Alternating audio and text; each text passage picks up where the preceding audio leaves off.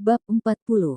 Setelah insiden canggung yang terjadi di kamar Lord, Catherine menghindari pergi kemanapun di dekat Lord atau di garis pandangnya. Semanis apel itu, dia tertangkap basah melihat dan sekarang dia benar-benar malu menghadapinya. Apa yang akan dia pikirkan tentang dia? Adegan berdosa telah melewati pikirannya seperti proyektor yang berputar setiap kali dia memikirkannya dan dia merasa napasnya semakin dangkal dengan setiap detail dari apa yang dia lihat. Dia telah menghukum dirinya sendiri setelah dia berlari keluar dari kamarnya, memikirkan apa yang terjadi padanya ketika dia bisa berpaling dari pemandangan. Dia bisa menyelamatkan dirinya dari rasa malu. Dia bisa saja pergi diam-diam seolah-olah dia tidak menyaksikan apapun tanpa pemberitahuannya, tetapi dia tidak melakukannya. Bagaimana dia bisa, ketika pria impiannya berdiri di ujung bak mandi menghipnotisnya? Tetesan air telah bergerak seperti bintang jatuh dari bahunya ke bawah di belakang punggungnya.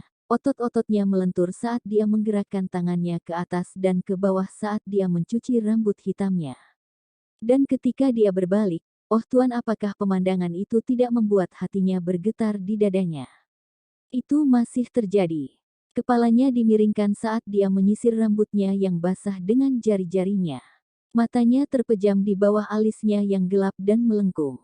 Dia adalah apel terlarang dari Taman Eden, pikirnya mengambil jerami kering di depannya sambil menghela nafas dan memasukkannya ke dalam tong. Sejak 4 hari, alih-alih tugas rutinnya membersihkan rak dan lemari, Kathy beralih tempat dengan pelayan lain untuk bekerja di istal. Ini adalah pertama kalinya dia melihat tubuh seorang pria, telanjang dan dekat.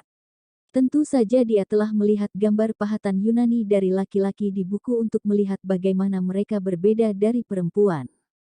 Dia telah mendengar teman-temannya di kota tempat dia tinggal sebelumnya berbicara dan itu membuatnya penasaran untuk melihat sekilas. Jika bukan karena jumlah asap seperti uap di atas air, dia akan melihatnya telanjang. Dia merasa wajahnya memerah saat memikirkannya. Kalian semua baik-baik saja di sana? Salah satu pria yang bekerja di kandang bertanya padanya dan dia mengangguk sebagai jawaban ketika dia keluar dari kandang seperti gudang. Hari ini sangat panas. Kathy memperhatikan pria itu benar saat dia merasakan butiran keringat di belakang telinganya. Dengan pepohonan dan semak-semak yang mengelilingi mansion, dia tidak merasakan panas karena keteduhan.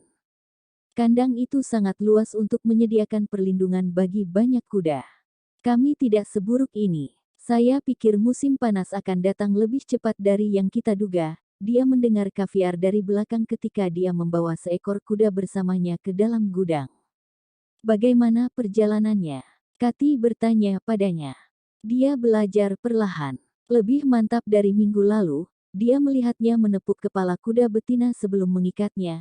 Saya melihat Anda mulai terbiasa bekerja di sini di kandang, katanya melihat tangannya berlumuran lumpur sementara dia mengikat tali menjadi simpul.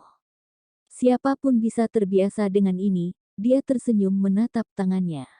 Dia tidak peduli dengan tanahnya, tempat ini mengingatkannya pada rumahnya tempat dia dibesarkan.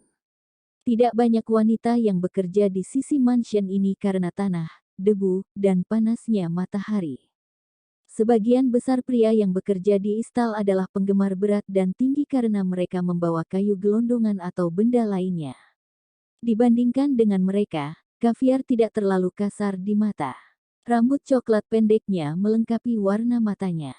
Dia adalah orang yang telah menunjukkan dia di sekitar gudang, memperkenalkannya kepada orang-orang. Dalam beberapa hal, dia mengingatkan sepupunya, Ralph. Ketika dia melihat kembali ke kaviar, dia melihatnya tersenyum padanya. Wanita tidak sering suka di sini, setidaknya tidak panas. Mereka khawatir kulit mereka akan turun.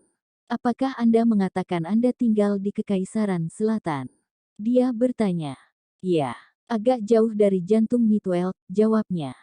Wilayah selatan memiliki jumlah manusia tertinggi yang tinggal di sana dan jumlah vampir paling sedikit dan itu karena kebanyakan dari mereka berstatus lebih tinggi. Saya terkejut bahwa Anda datang untuk bekerja di sini, katanya berjalan menuju rak tempat peralatan disimpan dan mengambil sekop. Wilayah selatan tidak menyukai vampir. Dengan apa yang saya dengar sebagian besar dari mereka menjauh dari vampir, Beberapa ingin mengusir mereka keluar dari tanah mereka sementara yang lain tidak keberatan vampir punah seperti para penyihir. Petik 2. Tidak semua orang seperti itu, Kati menggelengkan kepalanya saat mereka berjalan ke ujung terjauh dari kandang. Kebanyakan dari mereka. Apakah kamu tidak takut? Dia bertanya sambil mendorong bibir atasnya untuk membiarkan dia melihat taring runcingnya dengan lebih baik, berbelok ke kiri dan ke kanan. Sebaliknya, Kati tertawa melihatnya seperti itu. Bab 40. Setelah insiden canggung yang terjadi